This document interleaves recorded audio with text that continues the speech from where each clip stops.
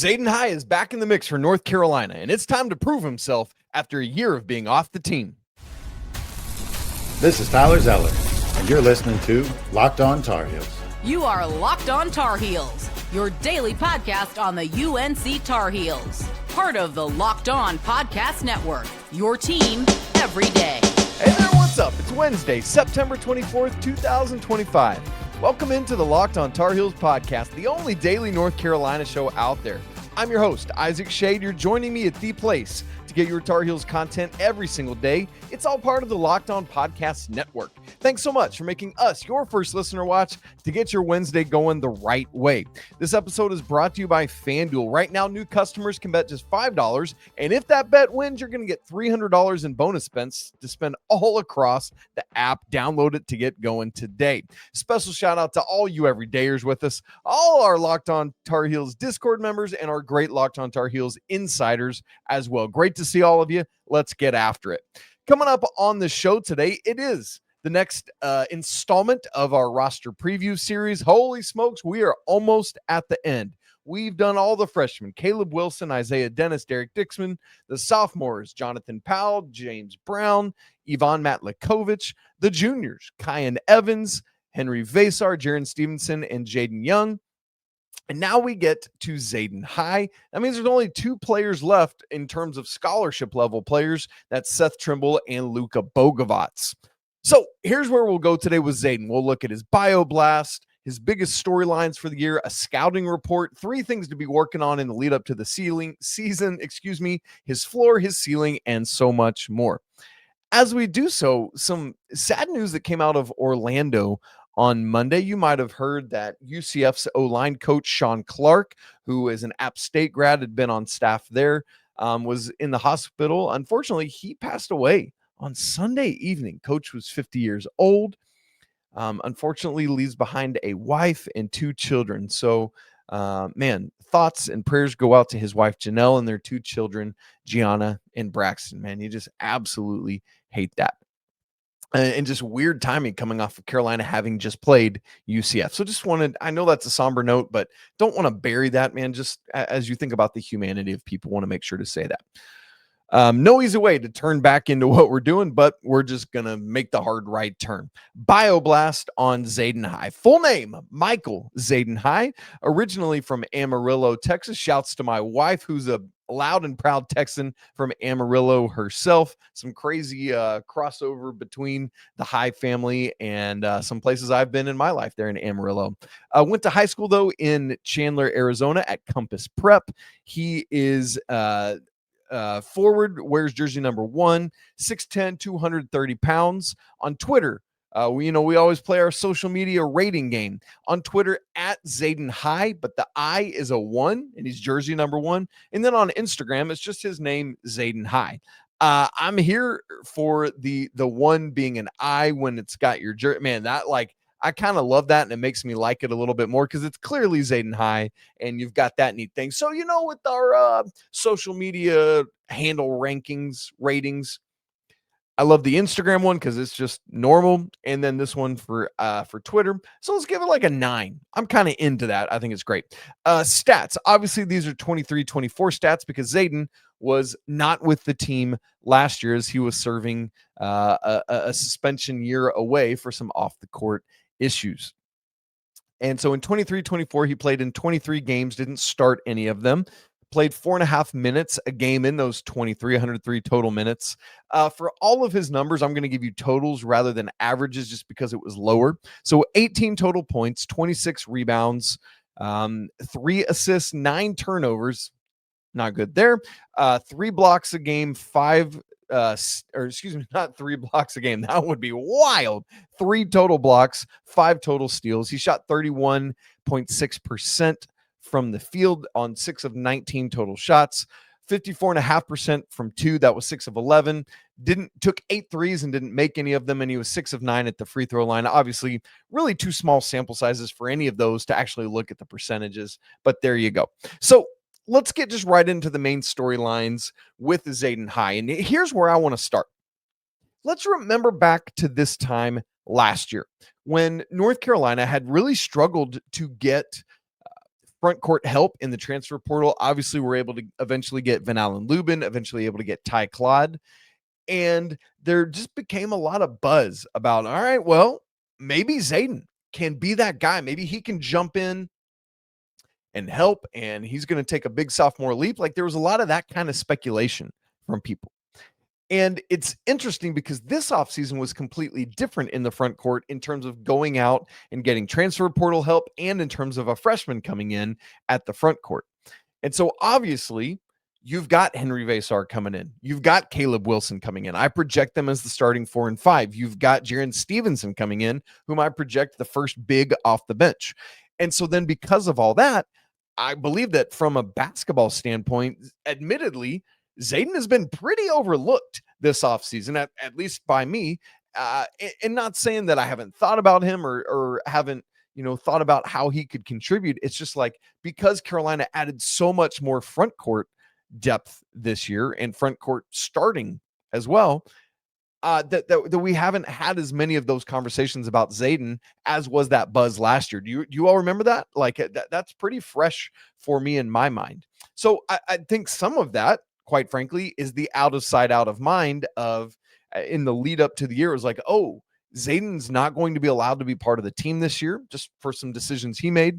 And so that is part of that.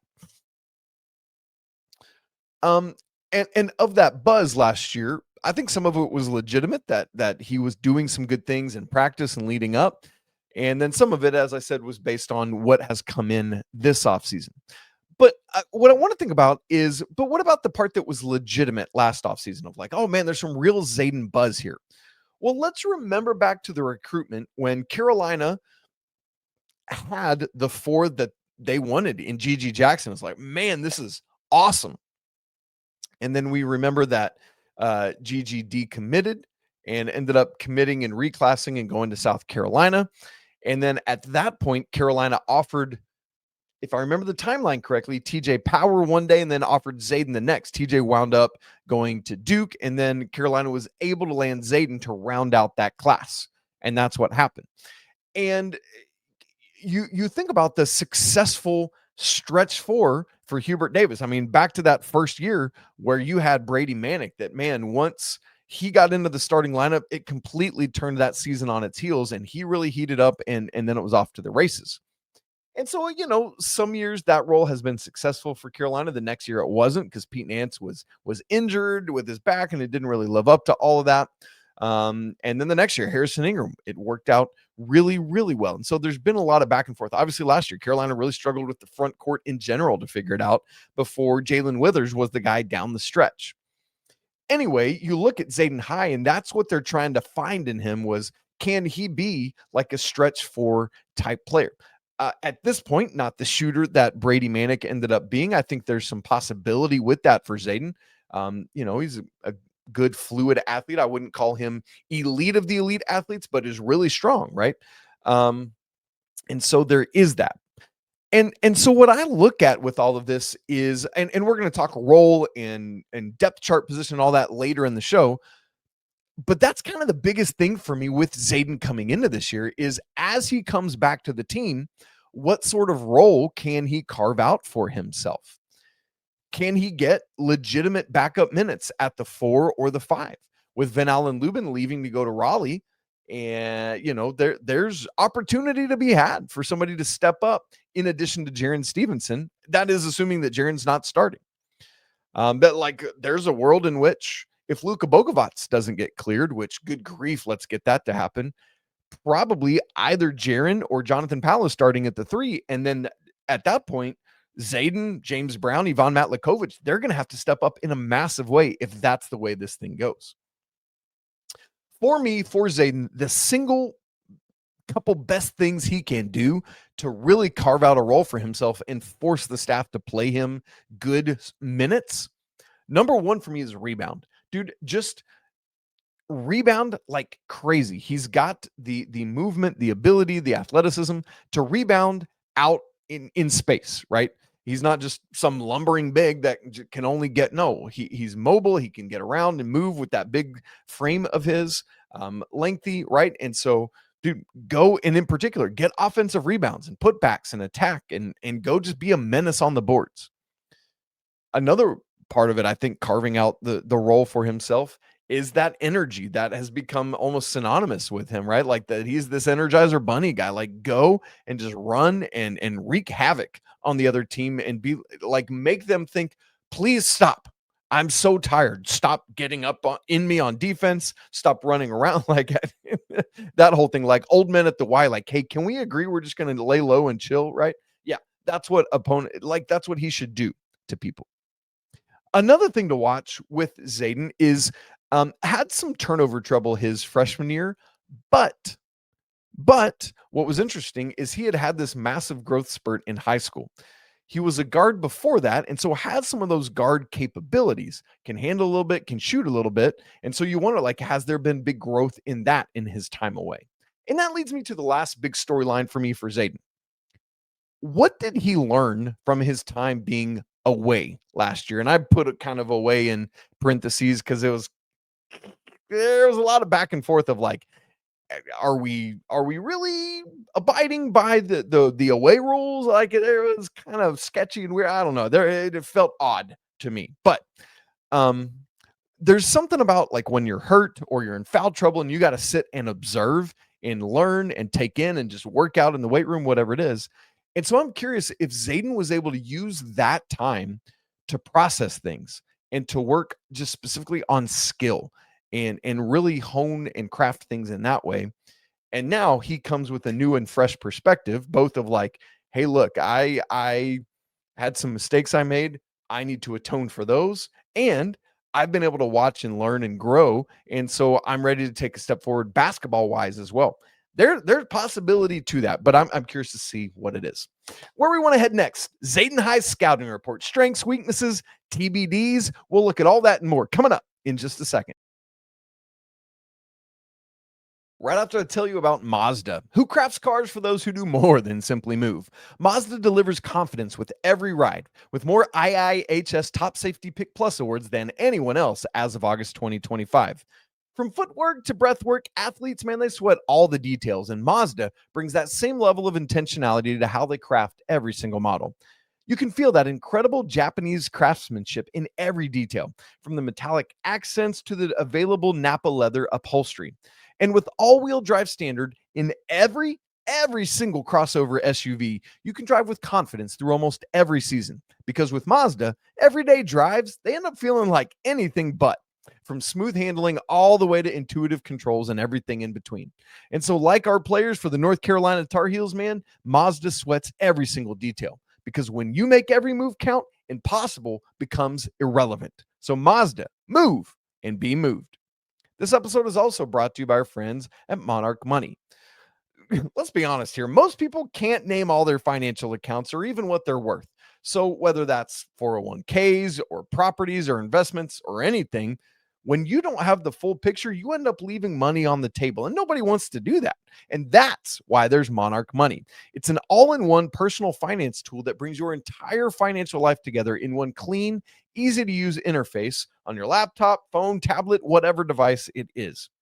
Monarch does all the heavy lifting for you. You can link all your accounts in minutes, see clear data visuals, get smart categorization of your spending, and finally feel like, hey, I'm in control of my money here without ever having to touch a spreadsheet, by the way. Something that's important for me is my wife and I are really intentional about our finances. We spend a lot of time together making sure our finances are up to date and in good shape. My wife is like a budget master, and I'm so grateful for her for taking so much time to lead out in that for our family. But what's cool is that Monarch makes it simple for us to review our finances together. You can see budgets, goals, spending activity all in one place. So don't let financial opportunities slip through the cracks. Use code LOCKEDONCollege at monarchmoney.com in your browser for half off your first year. Again, that's 50% off your first year at monarchmoney.com with code LOCKEDONCollege. Check it out today. We're talking Zayden High today. I want to go next to the scouting report. Let's look at some strengths, some weaknesses, and I've got a TBD for us as well. Number one strength, and I remember this like from day one, how much people talked about this and still do, is the energy and the toughness, the like just I will do anything and go, like the unpredictability, right? Like you think about those people, it's like, I don't know what he's going to do next. Zayden's got some of that kind of vibe, some of that energy to him. And I mean that in a good way. It's like the dude just doesn't stop. He keeps going. He's tenacious. He's going to get in there. And that is a skill set that can be developed. That's not something that everyone has. And so it's almost like maybe people have a predisposition to it, but then they grow in it. And man, that's something that Zayden can really lean on. Something I remember also from his freshman year is that he was there for his teammates. There was a lot, obviously, Cormac Ryan, Harrison Ingram were kind of the guys to ringlead that charge. But Zayden High did that some as a freshman as well. I remember specifically a game where I can't, let's just say it was RJ getting interviewed after the game by the TV like sideline reporter. Everyone else goes back to the locker room, and Zayden High stood there and waited like in the tunnel for, again, let's say it was RJ to be finished and come off, and he waited so that RJ wouldn't have to walk alone back to the locker room. Like that's just not everyone has those sensibilities. And so I think that's a strength that from a clubhouse standpoint, he can bring to this team. And then the other thing I would say as well from a strength standpoint, we already mentioned this, but is rebounding. Man, North Carolina struggled in this endeavor last year. Part of that was because of a lack of size, but also part of it was because Zayden wasn't part of the team either. And I'm not saying he's going to go out and have the kind of minutes where he's racking up, 8 rebounds a game. But when he's in there, he can have a high rebound percentage, right? And needs to go attack the offensive and defensive glass and make a difference, which again, as I said earlier, is how I think he can really carve out a role for himself. Let's flip to the other side, to weaknesses, which I'm going to start with turnovers. This was something that plagued Zayden in some ways his freshman year. And again, not a big sample size, had 3 assists, 9 turnovers. But that turnover percentage was 27.9%, so nearly 28%. By far the worst on that team, and the worst percentage by any Tar Heel who played at least 20 games since the 2019-20 season. And that was Walker Miller at 29.6%. Walker, I apologize that you're catching a stray on the show today. But man, if Zayden can tap into those guard skill sets that he had before his growth spurt, and maybe that's part of it, is still just growing into your body some coming out of high school, it could be a very helpful thing, but needs to rein that in. The other thing I would kind of say is while I love Zayden's passion and his energy, there were times I remember his freshman year getting a little out of hand and a little control. And so there's this weird edge that, like you think about a hockey enforcer, right? They got to live on that edge, or a soccer enforcer of like being a little bit wacky, getting out there, mixing it up, not being afraid of anything, but also knowing where that line is and being able to curtail it before you go too far with it. And so with Zayden, I'm going to use the phrase needs to rein that in, but that makes it sound like I want him to pack it in. I don't. I guess really what I want him to do is find the line of it to where he goes just right to that edge where he's like tinkering on red, but comes back at the moment. So he's got to dole that out in appropriate measures. The TBD I want to give us with the scouting report on Zayden is his 3-point shooting. Kind of came in with this reputation of someone who was going to be able to step out, knock some shots down sometimes. Obviously didn't have much opportunity to do that. His freshman year was 0 of 8. And kind of feel like it was a little bit of mixed results in high school and AAU as well. And so again, as Zayden continues to grow into his body, there's nothing in his form that tells me like this dude, as he continues to work and grow and have some great shooters on staff, from Marcus Page to Lebo to Coach Davis himself, there's a lot of good opportunity there to learn from them and some of his teammates. You think about Luka Bogavac, who's been doing it at a professional level at a high percentage. Kyan Evans, who came over having done that last year at Colorado State. And so TBD though. But again, that's another place in which if Zayden can step out and knock down some shots, he's going to force himself onto the court. And that's what Carolina needs, is that shooting. So TBD there, we'll see. All right, here's where we need to go next. It's time to put on my Hubert Davis hat and have a meeting with Zayden and give him 3 things that I want him to be working on in the lead up to the season. We'll talk about his role, expected minutes per game, place on the depth chart, and a floor and a ceiling for Zayden, where I think he could be coming into the season, and more to wrap the show coming up in just a second. Right after I tell you about FanDuel, y'all, the NFL season is here, and FanDuel is making sure you're ready for kickoff with a can't-miss offer. Because right now, new customers can bet just $5, and if that bet wins, you're going to get $300 in bonus bets to spend all across the app. One of the great things about FanDuel is that it fits however you like to play. Maybe that's player props. Maybe that's a same game parlay. Maybe that's like, hey, I don't want to do anything before the game starts, but when it gets going, I want to hop in and do things live as the action unfolds. All of that can make every game even more exciting, whether that's watching your team, watching, keeping an eye on your fantasy lineup, whatever it is, man, FanDuel can be there with that. It's quick, it's easy, and the best way to add a little more energy to every Sunday. Right now, as we think about college football, they've got national championship odds up there. Carolina is plus 4,000. That's not great. But if you're feeling like Carolina can make some noise, it actually is great because you could get in on them early before those odds change. So, are you ready to play? Download the FanDuel app right now by visiting FanDuel.com to get started. Once again, to go check it out, visit FanDuel.com. All right, I'm going to turn into Coach Hubert Davis and conduct an end-of-season meeting with Mr. Zayden High and give him 3 things to be working on ahead of this season. Number 1, we already talked about it, but rebound, and then rebound some more. Zayden, I know you've got a knack for it already, but man, this is how you can really carve out a space for yourself, is to be a monster on the glass. Coach Davis has talked about how critical it's going to be for the Tar Heels to get back to being rebounding monsters this year, particularly on the offensive glass. And so, Zayden, you want to roll on this team that's consistent in game to game? Go rebound the basketball.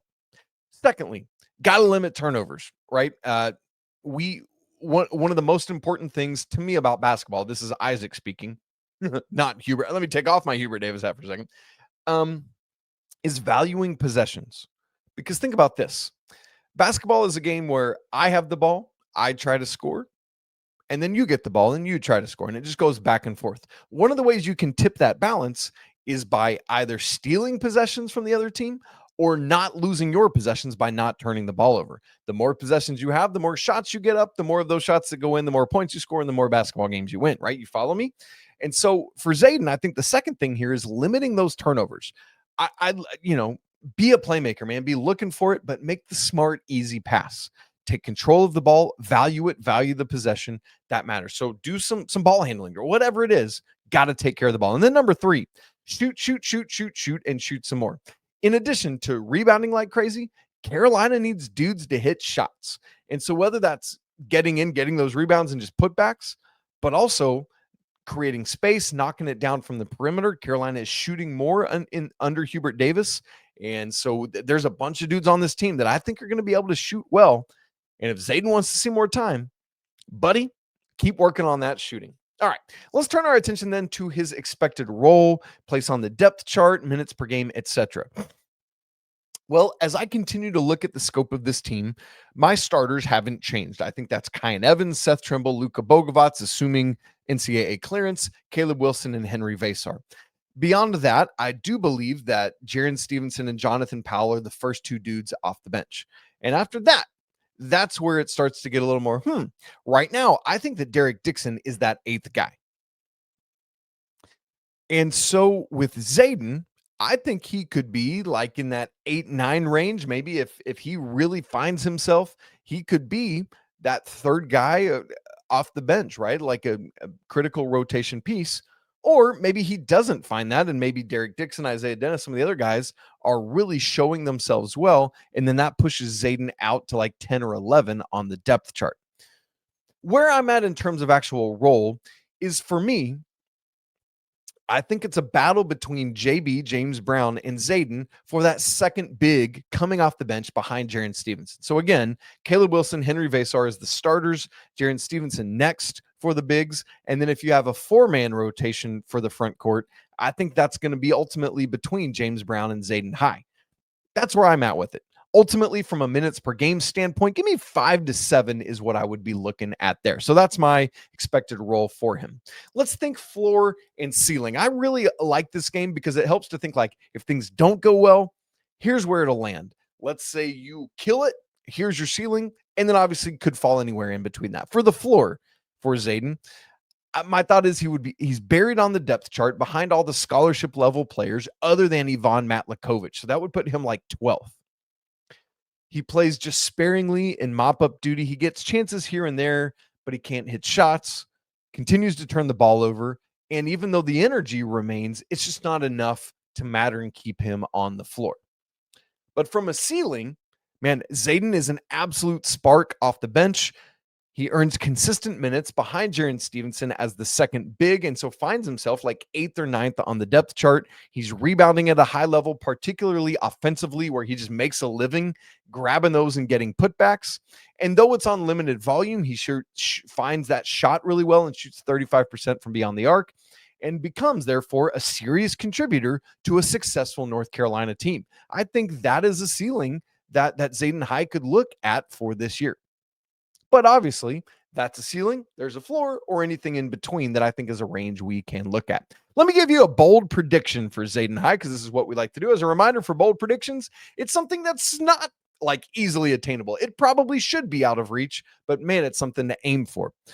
For me, it's Zayden having like a critical game or two kind of thing where he just goes wild, the ball's bouncing the right way, and he's able to grab 10 rebounds. Maybe 4 of those are offensive and gets couple putbacks off of that, and so gets like 8 points, 10 rebounds kind of game. That's a bold prediction, but like you could see a scenario where that's not based in like la la land, right? Like that could be a thing that actually happens if Zayden's able to find the time and really rebound at a high level. Over-unders, how we like to always end these roster preview shows. Since there's no guest with me today, what I thought I would do is have somebody else prepare the over-under. So I talked to ChatGPT and I said, Chat, prepare for me some over-unders for Zayden High's season. So it did all its like little metric stuff, whatever, and it spit these out for me to evaluate as over-unders. So I'm going to go with the points per game, the rebounds per game, and the minutes per game, and I'll give you an over-under. So Chat gave me 3.5 points per game for Zayden. I'm going to actually go under on that. I think there will be certainly games where he does score more, but I don't think that's where his main contribution for this year is. I think probably points per game average is probably something around like a 2 or in that range. He was at 0.8 in his freshman year, and so just taking that kind of leap would be good. The next over-under that Chat gave me was 2.5 rebounds per game. And I'm going to go over with this, not drastically over, but, maybe 3.5. And that could be really important for Carolina if Zayden's able to come in, get 3, 4, 5 rebounds a game. Could be critically helpful for the Tar Heels, both on the offensive and, again, defensive glass. And then the last over-under Chat gave me was 10 minutes per game. I'm going to go under here. I don't think that's the average that Zayden gets to this year just because of minutes that other guys will be commanding with their roles and with what Zayden's role is. But I do think it's between, as I said a second ago, 5 to 7. So it's under, but not like 2. Right? I would be higher than that. So there you go. There's my over-unders. I'd love to hear yours. You aligned with me? You think differently? Where are you at? All right. I want to remind you that if you want to watch back any of these roster previews shows, you can find them all in a playlist that I've created on YouTube. I'm going to link it up there in the corner so you can go back and watch it. Next week, we're going to do Seth Trimble. And so that'll be a lot of fun for that as well. Tomorrow, Coach Rob, and then we'll have Friday's show as well. If you haven't subscribed to Locked On Tar Heels on video and audio, do it right now so you don't miss a second. If you haven't joined the Locked On Tar Heels Discord, we'd love to have you in there. It's a community that's constantly growing. Lots of great conversations happening all the time. That link's in the show notes. Same thing. If you want to go next level with the show, one-on-one conversations with me, free access to all of my data and things like that, you can subscribe to the Locked On Tar Heels Insider Program. It's another great way to connect with the show. It's always a great day to be a Tar Heel. We'll talk again tomorrow, but until then, peace.